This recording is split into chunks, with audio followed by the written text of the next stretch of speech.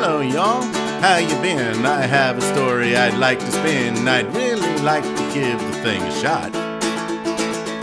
So come on in and sit a spell. True or false, it's just as well. It's grasp on fact, it really matters not. So here it is from start to end, about 5 ladies they call them friends, and what had happened one dark and stormy day. One bit of knowledge to know that is the names of the ladies. One is Liz with Dalton, Bella, Barb, and Olivia.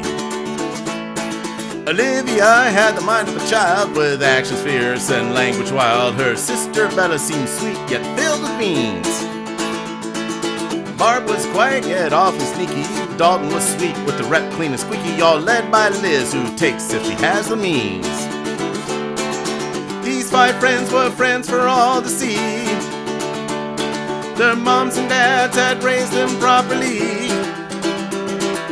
They did well at home and school, raised to obey the golden rule, proud sturdy branches of their family tree. I heard some dudes, they called them hot, yet every lady had a boyfriend not, and things did not really look to improve much then. They were mad at the way they were treated. Their boys had lied, their boys had cheated, so they decided to get back at the vermin called men. So they went out to stir the pot, and who they stirred, well, they cared not. Every man they saw was in the sights. To them they thought all men were game, single, married, it's all the same. For them revenge was well within their rights. When they went out, one could say that they were looking night and day for those with whom that they could prove their point. During the day, while they were working within their psyche, their thoughts were lurking on how they could succeed in working their joint. These 5 friends were friends for all to see. Their moms and dads had raised them properly. They done well at home and school, yet they forgot the golden rule hanging from the branches of their family tree.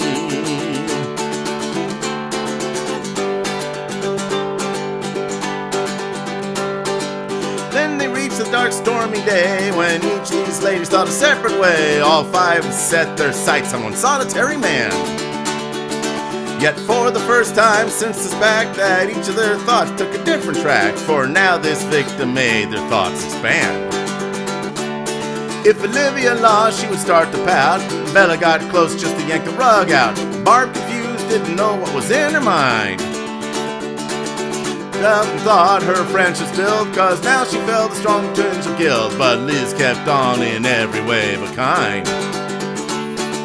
Liz got there first close and then pulled the rug out under again, but the gentleman refused to take the bait. She got mad, but he's too strong, so then she decided to move along, not knowing that the others chose not to wait. Olivia came round the bend and saw her friend with the gentleman, and deep within her soul she began to stew. Yes, her temper began to blister when around the corner came her sister, and all 3 there stood not knowing what to do.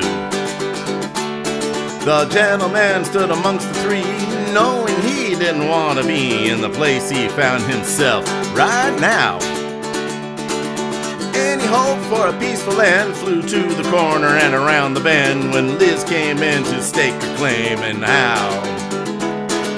There they stood, but not for long, with feelings hurt and anger strong, so it wasn't long before they would engage.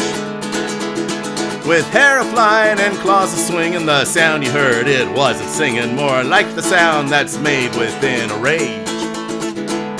So Dalton came, driven by guilt. She needed the friendships that were built, despite their selfish, ill-begotten plot.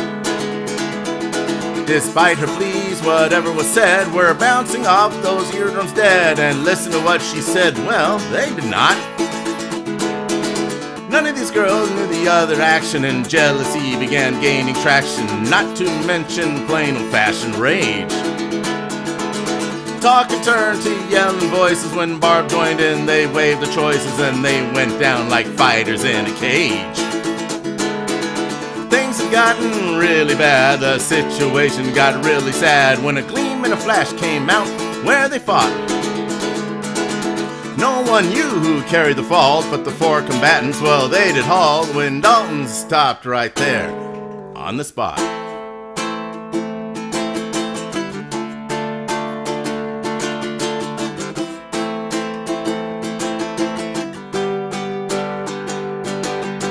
So these ladies who fiercely battled, well, now they stood completely rattled, yet none of them headed for the door. They just stood as the good friend fell, completely shocked, for they knew full well that the number now had gone to 4. Now I could go on with the story, but it really has no further glory, so now I think I'll end it at the spot. So you've been listening to my gums a-flapping, wonder did this really happen? Maybe it did, well, maybe not. Now you may think that it's cool to spin a tale off the spool, then leave it unraveled sitting on the shelf. You may, with curiosity, wonder if the gentleman was me. I think I'll keep that bit to myself. And that's the end of the story. I hope you liked it. Come on back someday. Maybe I'll spin another.